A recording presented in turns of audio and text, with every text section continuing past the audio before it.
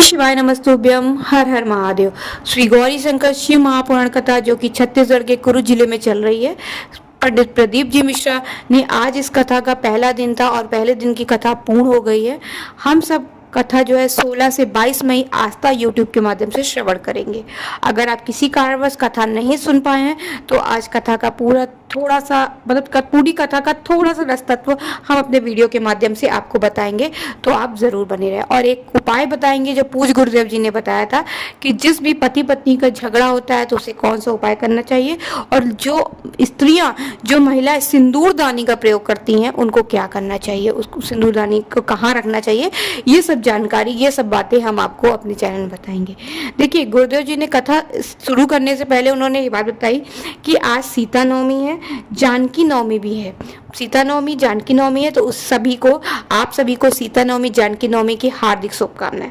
गुरुदेव जी ने बताया कि जो व्यक्ति श्री शिवाय नमस्तुभ्यम बोलने वाला, अगर कोई भी व्यक्ति श्री शिवाय नमस्तुभ्यम बोल रहा है, अगर आप उसके मुख का दर्शन कर देती हैं तो आप हजारों अश्वमेध यज्ञ के बराबर आपको पुण्य फल प्राप्त होता है। भले चाहे आप बोलिए ना बोलिए, अगर आप श्री शिवाय नमस्तुभ्यम बोलने वाले का मात्र दर्शन कर लेते हैं तो आपको उसका पुण्य प्राप्त होता है। ठीक है, जैसे आपने सुना होगा, कई लोग कहते हैं अरे कथा अभी शुरू हुई, अभी तो कथा आपने 16 से 22 सुनी, फिर आप आगे कथा सुनेंगे, क्या है डेली शिव पुराण। कई लोग कहते हैं, सबके हस्बैंड भी कहते हैं, ये सब बातें होती हैं। तो दोस्तों देखिए, आज गुरुदेव जी ने बताया जिस तरह पेट की तृप्ति के लिए हमें भोजन जरूरी होता है, उसी तरह आत्मा की तृप्ति के लिए हमें शिव पुराण सुनना बहुत जरूरी है। जरूरी नहीं है शिव पुराण साल में हर बार आ रही तो हम हर बार सुने, जरूरी है क्योंकि हमें अपने आत्मा की तृप्ति करनी है, इसलिए हमें शिव पुराण सुनना ही पड़ेगा। आज गुरुदेव जी ने एक पत्र पढ़ा था, ममता जी एक पत्र लेकर आई थी, उसमें उनके नौकरी के लिए उन्होंने बाबा से माना था और उन्होंने सिर्फ 1 लोटा जल की महिमा बताई थी। 1 लोटा जल बाबा को चढ़ाया और उनकी नौकरी लगी।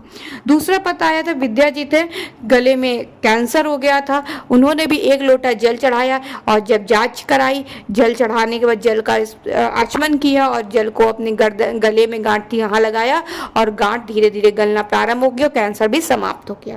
तीसरा एक पता आया था संतान प्राप्ति के लिए, उनको संतान नहीं प्राप्त हुई, संतान नहीं हो रही थी, गर्भ नहीं ठहरा था, तो उन्होंने पशुपति व्रत किया। पशुपति व्रत करने के बाद उन्हें संतान का सुख प्राप्त हुआ। संतान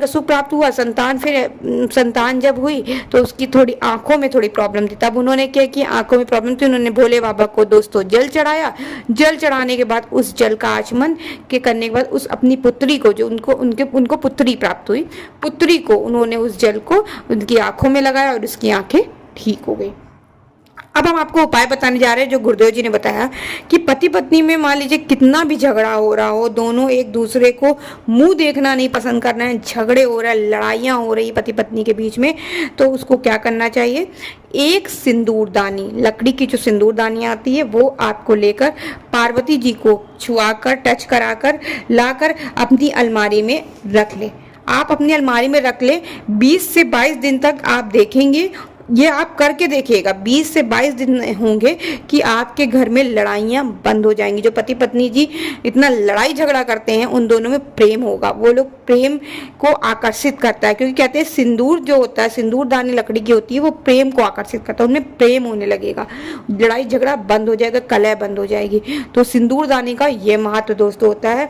और आज हम आपको एक चीज़ और बताएंगे कि देखिए, आप अगर बहुत परेशान हैं, बहुत कष्ट में जीवन व्यतीत कर रहे हैं, आपकी सुनने वाला दोस्तों कोई नहीं है, तो आप शिव की शरण में जाइए, शिव की शरण में जाके शिव जी को पकड़ लीजिए और भोले बाबा देखिएगा कि आपकी सारी इच्छा, सारी मनोकामना, आप जितने भी दुख दर्द में हैं वो उसको दूर करेंगे। आज गुरुदेव जी ने बस एक उपाय बताया था जो मैंने आपको बताया, पति पत्नी में झगड़े वाला। बाकी सारी वीडियो हम इसी तरह से आपको बताते रहेंगे। आप मेरे चैनल को सब्सक्राइब करें। श्री शिवाय नमस्तुभ्यम। हर हर महादेव दोस्तों।